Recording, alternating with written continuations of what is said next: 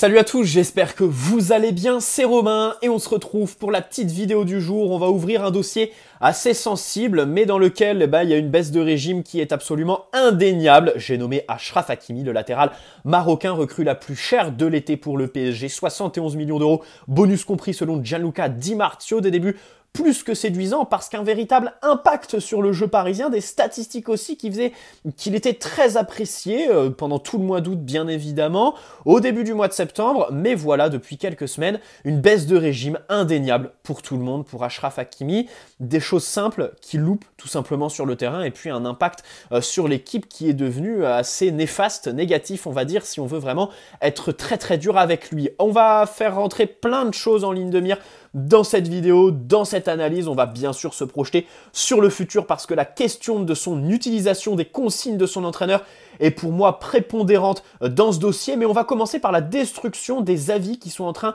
de se forger au sein des médias, voilà, par le biais des journalistes. Alors, premier point, on parle pas trop d'Achraf Hakimi en ce moment. Ça, c'est indéniable. Voilà, il échappe un petit peu aux critiques.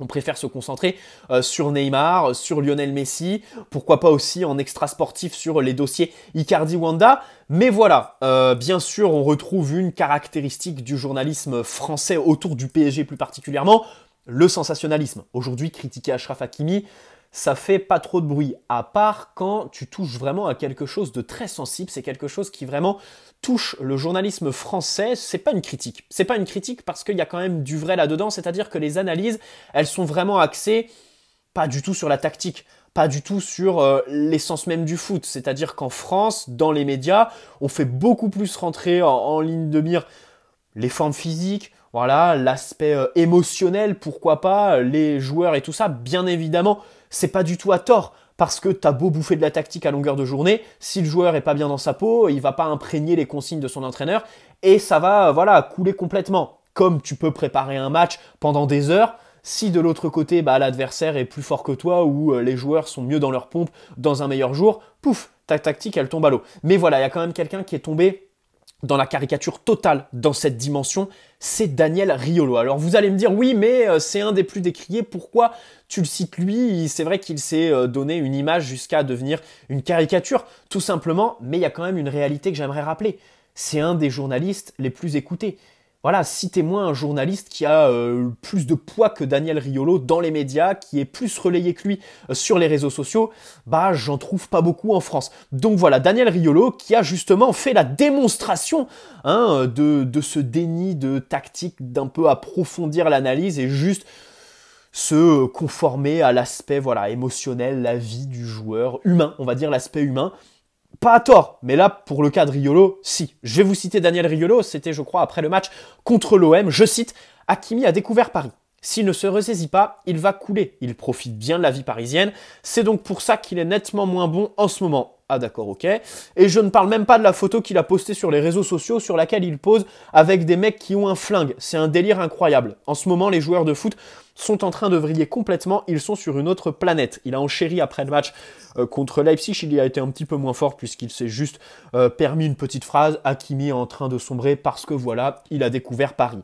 Voilà, donc selon Daniel Riolo, les mauvaises prestations d'Achraf Hakimi sont à mettre sur le dos de sa nouvelle vie parisienne. Hakimi qui aurait délaissé le foot pour Paris. Alors la phrase là sur la photo des flingues avec les mecs sur les réseaux sociaux, je trouve qu'elle a aucun sens et je pense quand même que limiter Achraf Hakimi, un joueur de ce talent, de cette palette technique et avec autant de possibilités d'exploitation, c'est quand même très hypocrite. C'est quand même très hypocrite de la part de Daniel Riolo. Je pense qu'en rien, on peut remettre ça sur le dos de la vie parisienne. Et bien évidemment, dans cette vidéo, on va essayer de prouver le contraire, déconstruire cette analyse avec, bien sûr, de la tactique. Alors au début, évidemment, Achraf Hakimi, c'était un joueur qui avait une influence sur le jeu parisien, des statistiques. Bon, les 2 buts contre Metz, par exemple, il nous ramène les 3 points. Il occupait bien la profondeur, c'était à chaque fois une solution pour nos milieux de terrain. La largeur, en termes défensifs, c'est vrai que il gérait pas vraiment bien la profondeur, mais il comblait ça par le fait qu'il ait beaucoup de coffres. Hein. Contre Montpellier, ça m'a choqué. J'étais au Parc des Princes et vraiment, à la toute fin de match, il continuait à courir, à cavaler, comme si le match, il le commençait tout simplement. Il n'y a jamais de temps mort pour lui physiquement dans un match. Par contre, mentalement, il y a des moments où il y a des gestes qui sont assez, j'ai envie de dire, inexplicables, quoi. Enfin, le carton rouge contre l'OM, il est quand même très difficile à expliquer. Parce que c'est un geste où il pète les plombs tout simplement selon moi. Voilà, c'est un pétage de plomb selon moi. Bref, cette influence sur le jeu parisien, la largeur aussi, dans les sorties de balles, il était assez intéressant, parce qu'il offrait des solutions derrière les lignes. Ça s'est un petit peu estompé, voire quasiment stoppé sur ces dernières semaines. Il y a une première dimension à prendre en compte, c'est évidemment, selon moi, l'arrivée de Lionel Messi sur le terrain, qui le bloque parce que les consignes de Mauricio Pochettino sont telles que Messi colle la ligne. Ok, ça c'est un fait.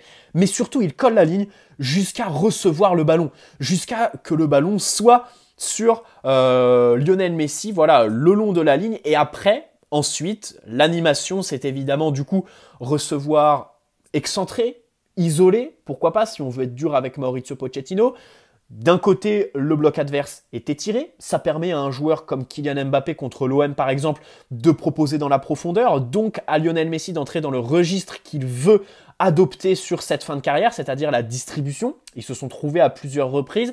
Kylian Mbappé a néanmoins pas réussi à se trouver dans une position optimale pour armer et se créer une occasion très franche, très nette. Peut-être aussi, ça manque un peu d'automatisme entre les deux. Aussi, Lionel Messi manque peut-être de vivacité, voilà, pour repiquer dans l'axe, éliminer, bien sûr, pour faire les chevauchées le long de la ligne de touche. Ça, c'est indéniable. Il n'a plus la vivacité qu'il avait en 2010-2011, 2011-2012, la consécration et tout ça. Bref, il est évidemment sur la pente descendante, mais il est très intelligent. Il a réussi à se réinventer avec beaucoup d'intelligence. Et aujourd'hui, bien sûr, il faut qu'il reçoive le ballon plus entre les lignes, dans le demi-espace, pourquoi pas tout simplement dans l'axe. Et tout ça, ça bloque Achraf Hakimi parce que du coup, on a deux joueurs qui occupent le même couloir. Et ça, c'est vraiment quelque chose qui est propre à Pep Guardiola. C'est voilà, découper le terrain en 5 couloirs avec les couloirs, le demi-espace qui est pour Manchester City occupé par la projection des milieux relayeurs, l'axe. Voilà, alors à Manchester City, c'est ce qui fait un petit peu défaut parce que tu n'as pas vraiment de vrai numéro 9 qui pourrait jouer en pivot par exemple. L'autre demi-espace et enfin le couloir. Au PSG, tu te retrouves avec un problème. Le demi-espace n'est pas attaqué parce que tes milieux peinent à se projeter ou tout simplement, tu peux pas demander à un Herrera ou un Gueye d'attaquer le demi-espace parce qu'ils n'ont pas les qualités techniques requises. Une fois que tu reçois le ballon, quand tu es dans le demi-espace, faut savoir faire le bon choix, quoi. Gueye peine quand il est sous pression. Il y a souvent beaucoup de précipitations. Herrera, plus il joue haut sur le terrain, plus il fait redescendre le ballon, moins il le fait progresser du moins. Ça, c'est un petit peu bizarre, mais c'est la réalité. Voilà. Et du coup, sur ton couloir, tu te retrouves avec Messi et Achraf Hakimi derrière, qui ne peut pas utiliser son couloir, bien sûr. Donc, pourquoi pas envisager Lionel Messi un petit peu plus dans l'axe. Mais aussi, je propose à Mauricio Pochettino une autre alternative. C'est d'abord, alors ça il l'a compris, Mbappé propose dans la profondeur, parfait, c'est aussi dans la nature du joueur. Il y a aussi Wijnaldum qui aime beaucoup ses appels verticaux, sa position de 9,5 qui fait qu'il score un petit peu sur les derniers matchs, qu'il est plus à l'aise et surtout, au-delà du fait qu'il soit à l'aise, il apporte à l'équipe. Il apporte à l'équipe. Ses 2 buts contre Leipzig, il plie le match par son superbe appel contre Bordeaux, voilà, samedi soir, même si dans le jeu c'est pas encore ça. Il score et il apporte au tableau d'affichage. Parfait pour Wijnaldum, mais on sait très bien qu'il adore en fait se projeter, ses appels très verticaux, même si derrière se pose une question. Une fois qu'il reçoit le ballon, que ce soit dans la course ou dans les pieds, il ne sait pas trop quoi en faire, parce qu'il n'a pas trop les qualités techniques, la vivacité dans le dernier tiers du terrain, mais dans tous les cas, c'est comme ça qu'il performe avec les Pays-Bas. C'est son rôle aux Pays-Bas, ses appels verticaux qui pourraient, voilà, offrir une alternative, par exemple, pas tout le temps avoir ce circuit Mbappé profondeur, Messi qui distribue, mais surtout derrière, ça libère de l'espace au milieu de terrain si Wijnaldum se projette. Et Hakimi, je pense qu'il pourrait se rediriger vers l'axe, d'abord pour proposer à Lionel Messi une solution. On sait aussi que dans le demi-espace, il serait capable de centrer, c'est quand même un latéral, et pourquoi pas proposer des centres depuis le demi-espace. On sait que c'est un circuit qui, dans le football moderne, se développe un peu plus, mais surtout, en cas de perte de balle, ça offre de la densité et surtout de l'intensité en termes de contre-pressing parce que pour moi, aujourd'hui, c'est une des facettes du jeu d'Achraf Hakimi qui est sous-exploiter ses qualités de contre-presseur. On l'a vu sur un des buts contre Leipzig, je crois que c'est le second, enfin le but de Lionel Messi, où Achraf Hakimi presse, donne à Kylian Mbappé, Mbappé sert Lionel Messi et marque. Boum, Achraf Hakimi contre-presse bien, ça c'est une de ses qualités, parce qu'il a la réactivité, parce qu'il ne se pose pas de questions, il est très rapide évidemment, il arrive toujours dans le bon tempo sur son adversaire, et c'est quelque chose qui est sous-exploité par Mauricio Pochettino pour anticiper une perte de balle et un potentiel contre-pressing. Pourquoi pas permettre à Achraf Hakimi de faire des appels dans l'axe, même si bien sûr ici pour moi la solution numéro 1 c'est replacer Lionel Messi dans le demi-espace ou dans l'axe pour pouvoir permettre à Achraf Hakimi, c'est une science absolument exacte, d'attaquer la profondeur, chercher l'intervalle, proposer derrière la ligne défensive adverse pour d'abord 1 la casser et 2 la maintenir le plus bas possible, mais aussi et surtout la maintenir le plus bas possible, ok, pour les recroqueviller sur leur but, mais aussi pour ouvrir l'espace entre les deux lignes, entre le milieu de terrain et la ligne défensive, pour permettre à des Messi, Neymar, Di Maria de recevoir le ballon dans des situations favorables, on va dire, pour se retourner, pour faire le jeu, sans grosse pression vis-à-vis de l'adversaire. Donc voilà pour Achraf Hakimi. Et j'en reviens donc à ses qualités de contre-presseur, parce que la première des solutions à tout ça, c'est le système A3. On sait tous que la première des choses dans ce système, d'ailleurs je pense faire une vidéo 11 parfait dans ce système durant cette trêve internationale, c'est bien sûr le fait que tes latéraux sont bien mieux exploités parce qu'ils arrivent à mieux occuper la largeur. Offensivement, ils sont libérés d'un poids qui est l'espace évidemment qu'ils ont à surveiller derrière eux, la profondeur, parce que tu as une ligne à 3, mais surtout, il y a un défaut quand même dans cette équipe, et je trouve que celui-là, on ne l'a pas vraiment mis en valeur. Bien sûr, il y a la dimension individuelle. Contre Leipzig, bon, tu perds 2 points parce que Kimpembe fait ce penalty. Contre Lyon, je trouve que les responsabilités sur le but de Paqueta sont vraiment individuelles. Le fait que Kimpembe aille suivre le décrochage, donc quitte son alignement. Marquinhos qui ne regarde pas derrière lui. Kehrer qui laisse trop d'espace, trop de champ, on va dire, au centreur pour pouvoir bien ajuster derrière la ligne. Il y a aussi le positionnement de la ligne défensive, mais ça on y reviendra dans une autre vidéo. Mais il y a surtout le fait que c'est compliqué. Je trouve que quand même c'est quelque chose de compliqué parce qu'on le reprochait à Thiago Silva de faire jouer cette ligne trop basse. Mais quand on centre, quand on subit un centre, les défenseurs sont bien trop hauts. C'est ça qui fait qu'on prend beaucoup de buts sur centre. Alors quand c'est pas des centres en retrait bien évidemment, on est bien trop haut. Et ensuite, il y a un espace entre la ligne du milieu et la ligne de défense qui est bien trop grand. C'est-à-dire qu'une fois que ta ligne est brisée, ce qui est très facile pour l'adversaire parce que tes attaquants ne viennent pas apporter de la densité au milieu de terrain et puis tes milieux de terrain sont pas forcément réactifs. Ces derniers temps, on a Danilo quand même à ce poste-là, donc c'est assez facile de briser cette ligne. Et bien entre les lignes, tu as bien trop d'espace. Et c'est ça qui pousse nos défenseurs à sortir de l'alignement, le dépassement de fonction et surtout la surexploitation, le surrégime dans lequel sont nos défenseurs en ce moment et qui explique les erreurs individuelles, bien sûr, le fait que Kimpembe Marquinhos ait beaucoup trop d'interventions à faire. Donc évidemment, pour moi, avant de se poser la question du positionnement de la ligne défensive, qui doit jouer bien sûr beaucoup plus haute, qui doit du moins suivre sa ligne du milieu de terrain pour éviter d'avoir un gros espace entre les deux et du coup beaucoup d'espace pour l'adversaire une fois qu'elles sont brisées, pourquoi pas renforcer cette ligne du milieu de terrain?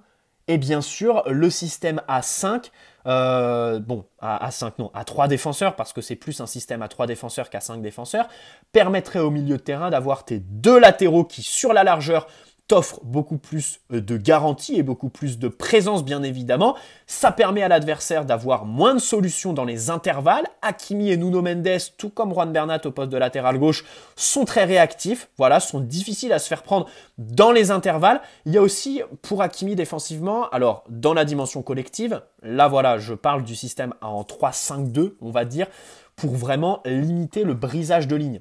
Avant de se poser la question de la ligne défensive, pour moi, il faut renforcer cette ligne du milieu de terrain. Alors, vous allez me dire, oui, mais numériquement, du coup, tu te retrouves avec un double pivot. Alors que là, en 4-3-3, tu joues avec une sentinelle. Je pense quand même que dans ce système à 3, Marquinhos, il faut user de ses qualités de contre-presseur. Voilà, ça, c'est encore une fois quelque chose que Tourelle avait initié et qui, une fois que ces vieux démons sont au-dessus du Parc des Princes ressortent. Mais Marquinhos peut très bien monter au milieu de terrain. En termes de contre-pressing et surtout sur l'occupation de la largeur, on serait bien plus efficace.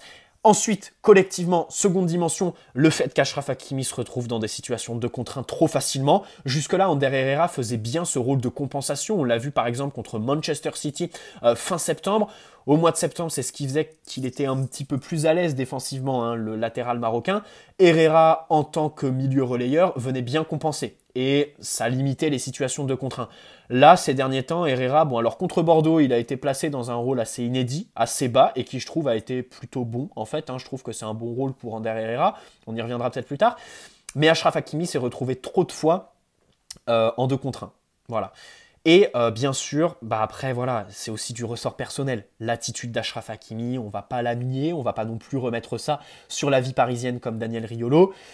Tu sens qu'il est un petit peu fatigué. On va remettre ça sur la fatigue, ce qui est tout à fait normal. Il a enchaîné les matchs, hein, les trêves internationales et tout ça, rejoindre le Maroc et tout ça. Bref, tu sens qu'il est fatigué, pas de problème. Maintenant, il y a des gestes qui sont aussi inexplicables. Défensivement, bon, l'alignement à 4, on le savait, ça c'est une science exacte et on va pas s'arrêter là-dessus.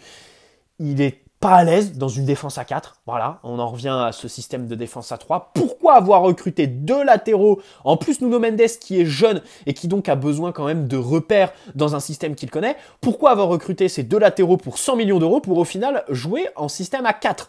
Allez savoir pourquoi. Sachant qu'en plus, le 3-4-3 permettrait à des Neymar, Messi, Di Maria de jouer un petit peu plus proches les uns des autres. Et je pense qu'il faut arrêter ce cliché qui vise à dire que Neymar, Di Maria et tout ça ne doivent pas jouer proche parce qu'ils se marchent dessus. Non, c'est faux. Ils sont jamais aussi forts que lorsqu'ils sont vraiment proches, lorsqu'ils occupent les mêmes zones et lorsqu'ils échangent, bien évidemment, techniquement avec le ballon. Donc voilà pour Achraf Hakimi.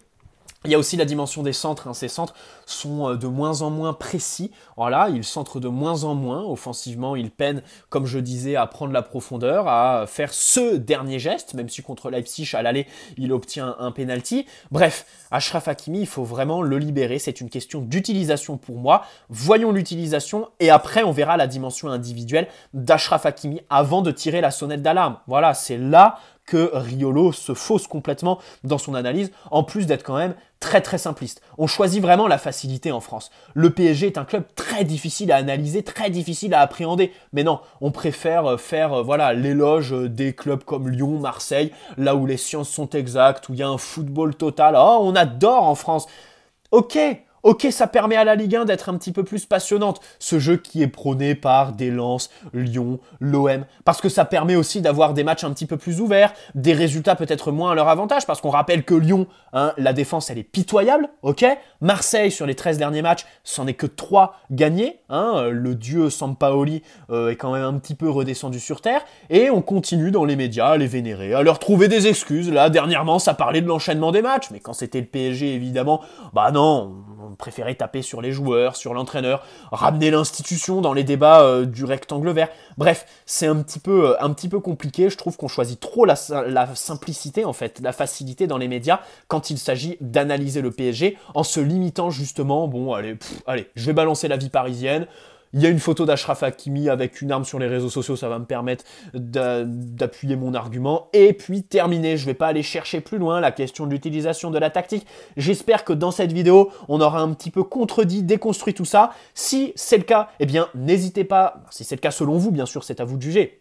N'hésitez pas à poser un like. Si cette vidéo vous a plu, pareil, si les vidéos vous plaisent et que vous n'êtes pas abonné, n'hésitez pas à le faire. Vous êtes les bienvenus, bien évidemment. Très bonne soirée à la Team Notif. Personnellement, ce soir, je me rends au Parc des Princes pour les féminines PSG Real. C'est cool, en plus, je crois que voilà, il y a quand même un petit record d'affluence qui est en train de se créer, pas mal d'engouement autour de la billetterie. Allez, très bonne soirée à tous, n'hésitez pas à poser un like comme d'habitude. On se retrouve demain pour la traditionnelle vidéo du jour. 18 minutes, faut absolument que j'arrête. En fait, depuis que j'essaye de structurer mes vidéos, faire des brouillons et tout ça, je sais pas si ça se ressent dans mon récit, mais j'ai tout un brouillon avec moi et mes petites idées. Les vidéos sont de plus en plus longues. Bref, bonne soirée à tous. Ciao et allez Paris avant tout.